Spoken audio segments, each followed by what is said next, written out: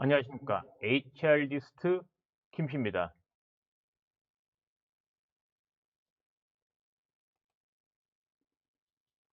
반갑습니다. HR리스트 김피입니다. 아, 오늘은 여러분하고 같이 다룰 내용은요. 그 11월 되면 보통 그 경영진 인사가 좀 일어납니다. 그 대부분 이제 CEO도 바뀌고 그에 따라 이제 뭐 경영 임원들이 좀 바꾸죠. 어, 회사가 올 한 해 동안에 뭐 경영 실적이 좋았으면은 유임될 확률이 높고 그렇지 않으면은 되게 이제 바뀌죠. 근데 바뀌는 그 입장은 되게 절박할 거예요. 오죽하면 바꾸겠습니까? 그죠? 뭔가 변화를 노리겠죠. 그래서 재무적인 관점에서의 실적 향상도 있지만 조직 문화 관점에서 뭔가 큰 변화를 원할 때 비록 CEO가 유임이 되더라도 그리고 조직 문화에 있어서 어떤 변화도 내년에 그 사업 경영할 때는 변화를 염두에 둘 수 있고 만약에 CEO가 바뀌면은 100% 조직 문화에 변화가 생겨요. 왜냐면 전임 CEO 뭔가 다른 거를 보이려고 하거든요. 따라서 지금 11 월을 맞이해 가지고 경영진에 대한 인사들이 있을 텐데 CEO가 유임이 됐든 또는 새로운 CEO가 선정이 되면은 그리고 뭐 사업 부문장급을 포함된 그런 경영진이 변화가 생기면은 어떤 문제가 생기는가? 어떤 문제라기보다는 이런 변화가 생기지 않나 싶습니다. 조직 문화의 변화가 생긴다.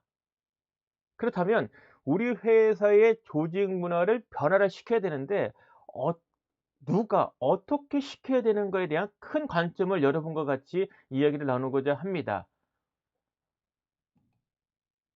이 글 또한 제 블로그 네이버 블로그 HS에 올린 글인데요. 이 글을 보면서 말씀을 드릴게요. 우리 회사의 조직 문화를 변화시키는 방법. 가장 중요한 건 이거죠. 누가 우리 회사의 조직 문화를 변화시키는가? 누가? 주체가 누구냐 이거죠. 물론 변화를 시도하는 거는 모두예요. 하지만 조직 문화의 변화, 조직 문화의 변화를 움직이게 하는 그 동인은 기본적으로는 회사에 누군가가 있다는 거죠. 누군가 있어야 돼요. 이게 없으면 하겠습니까? 근데 막상 둘러보면은 없다는 거예요. 이게 신기해. 누군가가 조직 문화에 대한 관리를 할 것 같은데 막상 찾아보면 누구지? 둘러보면 없어요. 다 아니래. 그죠? 그래서 견임 업무를 하거나 다른 업무 하는 사람한테 조직 관리 업무를 동시에 맡기거나 또는 누군가에게 일시적으로 "야 이번에 너가 다른 거 다 제껴 두고 조직 문화 관리되는 그 업무를 좀 해. 그 관련된 업무를 해." 이렇게 하는 경우가 태반입니다. 큰 회사도 마찬가지고요. 중소기업 건 말할 거 없고요. 그러니까 조직 문화는 그렇게 중요하다고 강조하면서도 막상 조직 문화에 대한 정립 전파 실천, 조직 문화에 대한 정립 전파 실천 그러니까 유지도 있지만 변화 부분도 들어간단 말이에요. 이걸 누가 하고 있냐면은 막상 보면은 명확하지 않다는 게 현실이에요. 근데 CEO가 유임이 되거나 또는 뭐 새로 CEO가 오면은 당연히 조직 문화에 있어서는 변화를 원해요. 여러분이 만약에 새로운 CEO가 됐다 생각을 하자고요. 말도 안 되는 목표를 지금 하겠다고 했지 않습니까? 비전도 세우고 그다음에 중장기 경영 전략도 세우고 이걸 하려니까 재무적인 관점에서의 목표도 있지만 그걸 달성하려면 뭔가 조직 문화의 변화가 필요하단 말이에요. 특히 나의 칼라가 들어간 조직 문화. 그러니까 전임 CEO의 칼라가 좀 빠지고 새로운 CEO의 칼라가 들어가야 된단 말이에요. 이건 당연해요.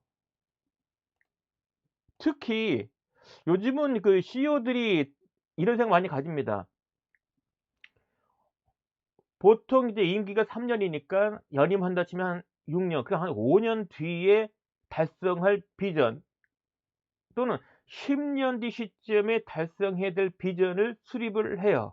그리고 그것을 달성하기 위해서 중장기 경영 전략을 수립합니다. 그것에 따라서 인제 한 해 한 해의 경영 목표가 정해지는 거죠. 그러면 그 시 그 비전에 해당하는 목표, 중장기 경영 전략에 해당되는 목표 수준 보면 지금과 비교하면 큰 목표예요. 갭이 큰 거죠.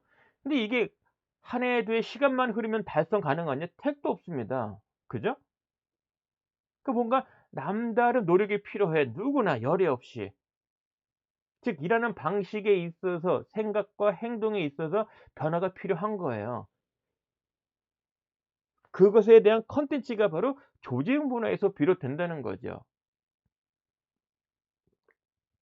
목표만 달랑 세운다고 그게 달성되겠습니까? 일하는 방식도 달라져야 되는 거죠. 근데 그거를 모두에게 다 적용돼야 되는 거거든요. 그렇게 만드는 게 조직 문화에 대한 변화라는 거죠. CEO 입장에서 보면 절박한 거예요. 해도 그만 안 해도 그만이 아니라는 거죠. 그런데 CEO 입장에 보면은 '야 이거 내가 다 하리? 경영 전략을 수립하고 달성하고 경영 이슈 해결하는 것도 급급한데 조직 문화까지도 내가 직접 나서야 돼?' 당연히 스텝이 받쳐줘야 되는 거 아닙니까? 그러면 CEO의 스텝이 누굽니까? 조직으로 치면은 인사부서하고 전략부서예요. 전적으로 CEO의 보좌입니다. CEO가 조직 문화를 정립 전파 실천하겠다는데 나의 칼라가 들어간 조직 문화를 만들고 전파해서 실천하게 만들겠다는데 CEO가 팔 걷어붙이고 하겠다고 하는데 누가 받쳐야 될 거 아니에요. 그게 인사부서나 전략부서라는 거죠. 만약에 올해 CEO가 바뀌었으면은 12 월까지는 조직 문화에 대한 새로운 조직 문화에 대한 정립 전파 실천에 대한 방안이 나와야 될 거예요. 그리고 1 월부터 내년 1 월부터 드라이브 걸 겁니다.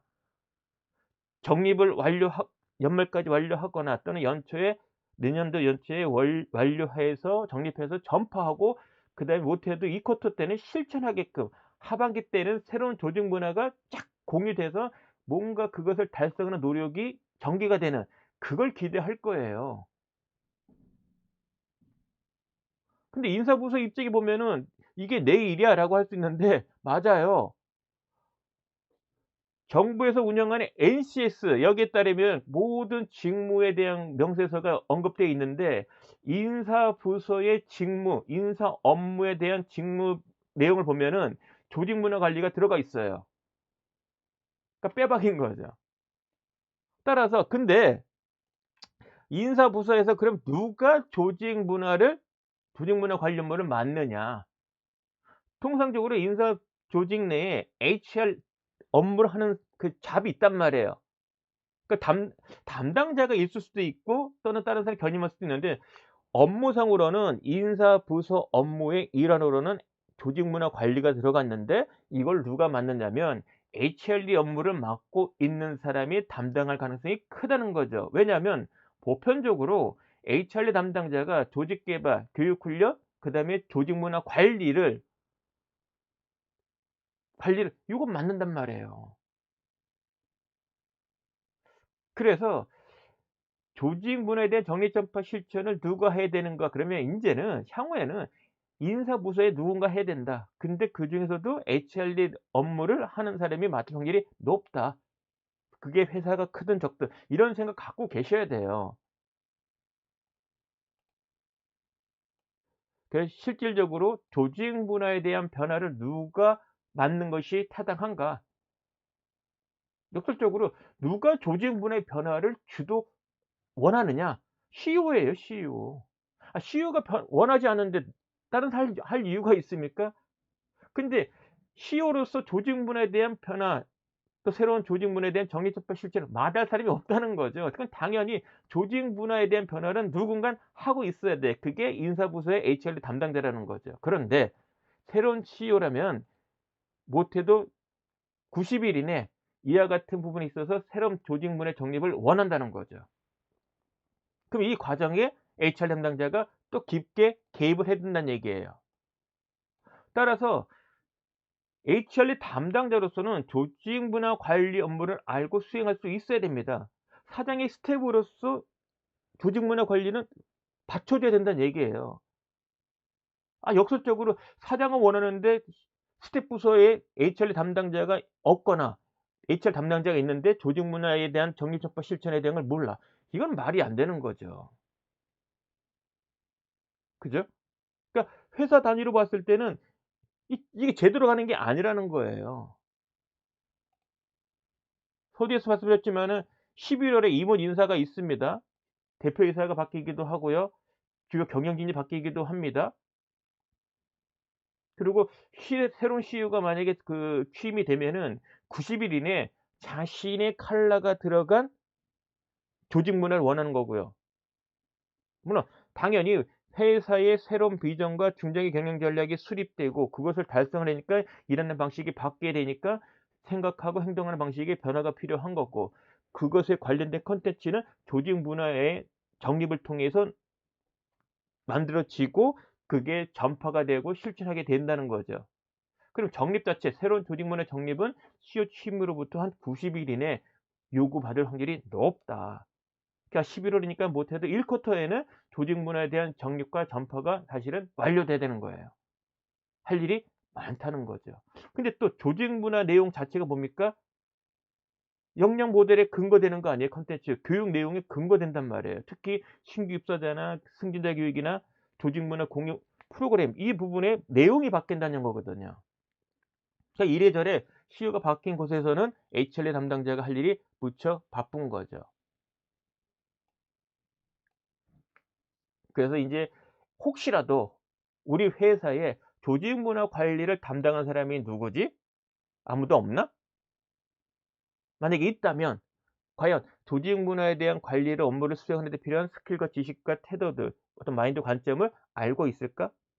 혹여라도 그런 부분에 대한 것이 부족하다면은 마치 제 공개 교육이 있습니다. HR 레드 센터에서 조직 문화 담당자 실무 과정을 개설해서 운영하고 있고요. 11 월에도 오픈되어 있습니다. 관심 가지시고요.